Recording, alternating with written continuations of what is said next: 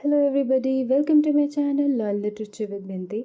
In today's class, we'll be looking at one of the most iconic play in the history of English literature, that's William Shakespeare's Hamlet. This play is about Prince Hamlet's quest for justice and truth after his father's mysterious death. In this particular video, we'll be analyzing the plot of this play and we'll be also shedding some light on the themes of mortality, death, madness, and revenge that are very much prevalent in this play. So, without any further ado, let's start. So guys, जैसा कि हम जानते हैं ये जो play है Hamlet, ये basically एक रिवेंज ट्रेजेडी है। रिवेंज ट्रेजेडी एक ड्रामेटिक जॉनर है जिसमें हम देखते हैं कि जो प्रोटैगनिस्ट है यानी कि जो हीरो या हीरोइन है इस प्ले के, they seek revenge for an imagined और actual injury. In the history of English literature जो एक अर्ली एग्जाम्पल है रिवेंज ट्रेजेडी की, वो है गॉर्बोडुक, जिसका दूसरा टाइटल है फेरिक्स एंड पॉरिक्स। इसे लिखने वाले थे Thomas Norton and Thomas Sackville and it was first performed in 1561। कहा जाता है कि रिवेंज ट्रेजेडी को एलिजाबेथन स्टेज पे पहली बार इस्टेब्लिश करने वाले कोई और नहीं बल्कि हमारे यूनिवर्सिटी वेट थॉमस किड थे। इन्होंने द स्पेनिश ट्रेजेडी लिखी थी 1587 में, जो सबसे पहली रिवेंज ट्रेजेडी, एक फुल फ्लेज्ड जो रिवेंज ट्रेजेडी है मानी जाती है। थॉमस किड ने इंस्पिरेशन ली थी रोमन प्लेराइट सेनेका से, जिनको क्रेडिट दिया जाता है for writing the first ever revenge tragedy. तो ये तो हो गई इस प्ले से रिलेटेड कुछ एक बेसिक इन्फॉर्मेशन। अब चलते हैं हम इस प्ले की प्लॉट की ओर। इस प्ले की शुरुआत में ही हम देखते हैं जो एल्सिनोर कासल है डेनमार्क में, वहाँ के गार्ड्समैन जो हैं वो एक गोस्ट लाइक फिगर, एक मिस्टीरियस फिगर को देखते हैं और काफ़ी रातों से वो इस गोस्ट को नोटिस कर रहे होते हैं कि ये गोस्ट भटक रहा होता है एल्सिनोर कासल के आसपास। ये जो कासल गार्ड्समैन है मार्सिलस, फ्रांसिस्को और बेर्नार्डो, ये काफ़ी ज़्यादा घबरा जाते हैं, डर जाते हैं। एक दिन ये एक इंटेलिजेंट नोबलमैन होरेशियो को कहते हैं, तुम हमारे पास आके हमारे साथ बैठ के इस जो गोस्ट है इसको वॉच करो और पता लगाओ कि ये आखिर क्या है। यहाँ जो देखते हैं इस गोस्ट को ये लोग, तो ये देखते हैं कि ये काफ़ी ज़्यादा सिमिलर होता है जो रिसेंटली डिसीज किंग हैमलेट है उससे इस गोस्ट की जो है रिजेम्बलेंस होती है। और कहते हैं कि जो ये किंग हैमलेट जो है, इसकी डेथ के बाद इसका जो ब्रदर होता है क्लॉडियस, उसने थ्रोन को इनहेरिट किया होता है और इस डिसीज्ड किंग की जो विडो है, इसकी जो वाइफ है गर्ट्रूड, उससे भी शादी की होती है। अब होरेशियो क्या करता है, ये हैमलेट को भी कहता है तुम भी यहाँ आके एक बार इस गोस्ट को देखो। जब प्रिंस हैमलेट इस गोस्ट को देखता है तो ये गोस्ट हैमलेट के पास आके इसको बताता है that I am your fathers spirit, और वो उसको साथ ही साथ ये भी कहता है कि मुझे मारने वाला कोई और नहीं बल्कि तुम्हारा चाचा क्लॉडियस है, और उसने ये सब इसलिए किया था ताकि वो मेरा थ्रोन मुझसे छीने और मेरी वाइफ जो कि तुम्हारी माँ है गर्ट्रूड, उससे भी शादी कर ले। साथ ही साथ वो हैमलेट को ये भी बताता है कि तुम्हें अपने बाप का यानी मेरी डेथ का, मेरे कत्ल का बदला लेना पड़ेगा अपने चाचा से। ये कहते हुए ही ये जो गोस्ट है ये वहाँ से गायब हो जाता है। यहाँ प्रिंस हैमलेट को जब ये सब पता चलता है तो वो काफ़ी ज़्यादा बदले की तरफ वो सोचता है कि अब मुझे बदला लेना पड़ेगा, क्योंकि उसको उसके जो फादर की स्पिरिट ने भी कहा होता है कि तुम्हें अपने चाचा से बदला लेना पड़ेगा। तो अब इसके अंदर ये जो रिवेंज की जो ये आग है ये लग जाती है, स्टार्ट हो जाती है इसके अंदर कि अब उसे बदला लेना है।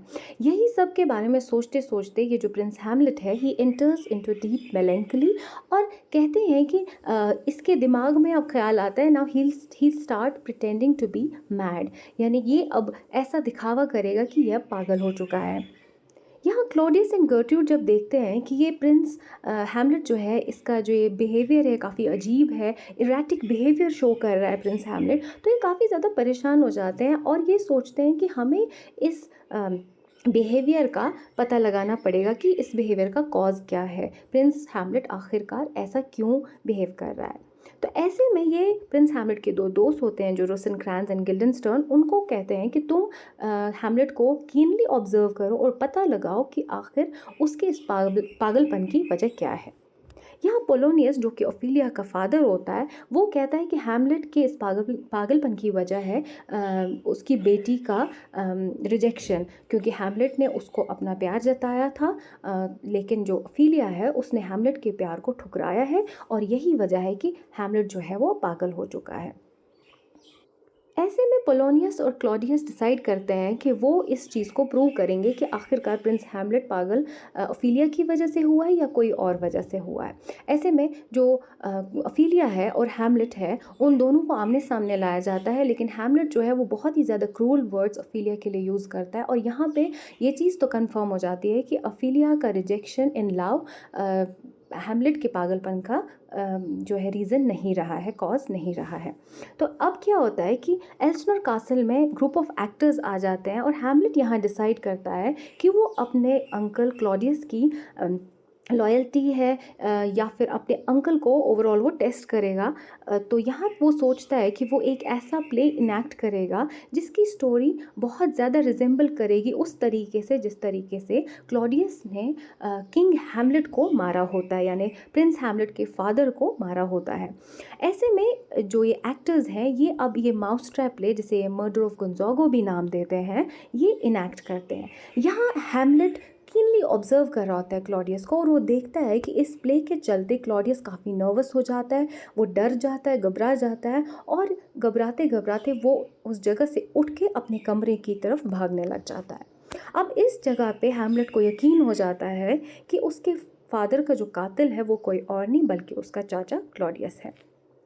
वो भागते हुए क्लॉडियस की तरफ जाता है ताकि वो उसको मार सके, लेकिन वहाँ वो देखता है क्लॉडियस जो है वो प्रे कर रहा है, और ऐसे में हैमलेट को लगता है कि अगर उसने अपने चाचा को इस तरीके से मारा जब वो प्रेयर पोजीशन में है या वाइल ही इज़ प्रेइंग, तो उसे लगता है कि क्लॉडियस की जो रूह है वो हेवन में चली जाएगी, और हैमलेट ऐसा बिल्कुल भी नहीं चाहता, क्योंकि उसे लगता है कि ये एक इनएडिक्वेट रिवेंज होगा, क्योंकि वो नहीं चाहता है कि क्लॉडियस की जो सोल है वो हेवन में चली जाए। तो ऐसे में वो फिर से जो अपना रिवेंज है वो डिले करता है, वो रुक जाता है।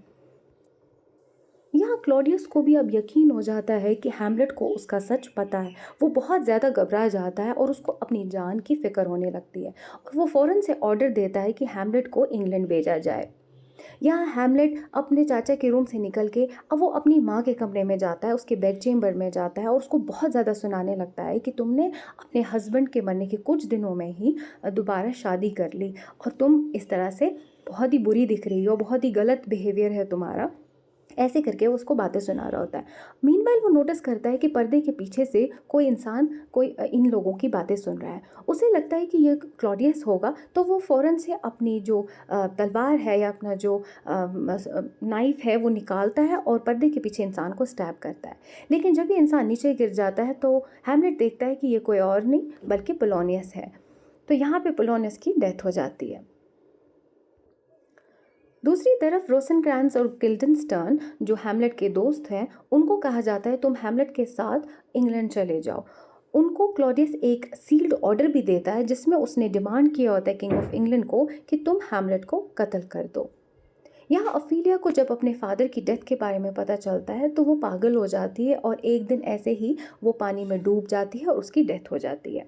लेटिस, जो ऑफिलिया का भाई होता है और पोलोनियस का सन होता है, उसको जब पता चल जाता है कि उसकी बहन और फादर की डेथ हुई है, तो वो बहुत ज़्यादा गुस्से में चला जाता है, वो बहुत गुस्सा हो जाता है, और वो फ्रांस से वापस आ जाता है डेनमार्क।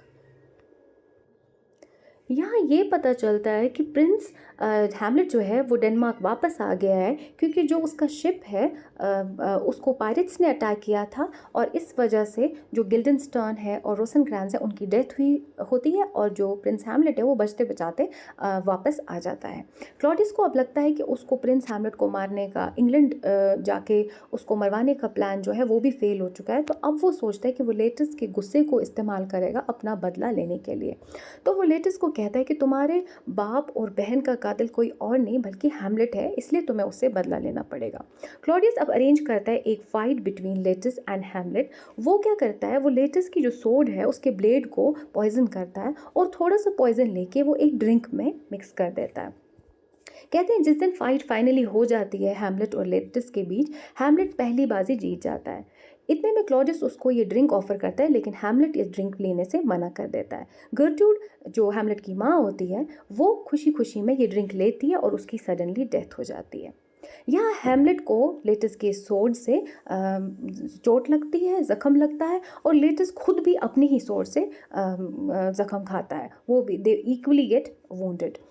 तो यहाँ पे लेटस जो है, जब वो रियलाइज़ करता है कि उसको भी उस पॉइजनस सोर्ड से चोट लगी है, ज़ख़म लगा है, तो वो हैमलेट को फ़ौरन से बता देता है कि इस जो सोर्ड है इसमें जहर है जो कि तुम्हारे चाचा क्लॉडियस ने तुम्हें मारने के लिए मेरी सोर्ड पे लगाया था। ये सुनते ही हैमलेट को बहुत गुस्सा आ जाता है और वो भागते हुए ये जहरीली जो सोड है इसको लेके क्लॉडियस को स्टैब करता है, और जो बचा कुछ जो ड्रिंक होती है जिसमें पॉइजन मिला होता है वो भी उसको फोर्सफुली पिला देता है। यहाँ क्लॉडियस की भी डेथ हो जाती है और थोड़ी देर में ही हैमलेट और लेटस दोनों ही ज़मीन पे गिर जाते हैं, क्योंकि उनको भी उस पॉइजनस सोड से चोट लगी होती है। मीनवाइल नॉर्वेजियन प्रिंस जिसका नाम फोर्टनबस होता है, वो अपनी आर्मी को लीड करते हुए डेनमार्क आ जाता है। वो अपने एम्बेसडर्स के साथ जो कि इंग्लैंड से आए होते हैं उनके साथ यहाँ एंटर करता है, और वो साथ ही साथ ये भी कंफर्म करता है कि रोसेनक्रैंज और गिल्डनस्टर्न की डेथ हुई है। फोर्टनबस काफ़ी ज़्यादा शॉक में चला जाता है जब वो देखता है ऐसा ग्रूसम साइड, ऐसा हॉरिबल साइड, जहाँ वो देखता है कि पूरी जो ये एंटायर जो ये रॉयल फैमिली है ये ज़मीन पे मरी हुई है, ये पड़ी हुई है ज़मीन पे, ऑल डेड। यहाँ होरेशियो जो हैमलेट का दोस्त होता है, वो हैमलेट की सारी ये जो स्टोरी होती है उसकी लाइफ एंड डेथ की, वो फोर्टनबस को बयान करता है, नरेट करता है, और फोर्टनबस ऑर्डर करता है that Hamlet be carried away in a manner befitting a fallen soldier. तो इसी के साथ जो हमारा ये प्ले है हैमलेट, ये ख़त्म हो जाता है। इस प्ले के कुछ एक इम्पॉर्टेंट थीम्स हैं: action, inaction, mortality, death, madness and vengeance.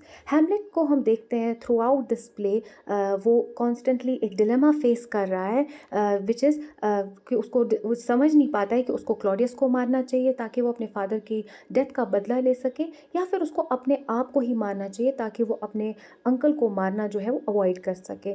Starting में वो अटेम्प्ट करता है कि वो अपने फादर की जो ये विश है क्लॉडियस को कत्ल करने की, वो पूरी करे, लेकिन वो वक्त पे, सही वक्त पे वो डिसीजन नहीं ले पाता है, वो एक्शन नहीं ले पाता है, और इस वजह से जो ये उसका जो रिवेंज है ये कैरी ऑन होता है। वो थ्रू आउट डिस्प्ले प्रोकेस्टिनेट करता है, कंटेम्पलेटिव होता है, थॉटफुल होता है कि उसे ऐसा करना चाहिए, नहीं करना चाहिए, और लेकिन प्ले के एंड में हम देखते हैं कि जो सारी ये जो रॉयल फैमिली है ये सब की डेथ हो जाती है। तो इसकी जो इस प्ले में जो एक मेजर एक इम्पॉर्टेंट लाइंस हैं, दैट इज़ टू बी और नॉट टू बी, जिसमें हम जो ये हैमलेट का है ये डिलेमा है, ये हम देख पाते हैं। So that was all from my side. See you in the next video. Please subscribe to my channel.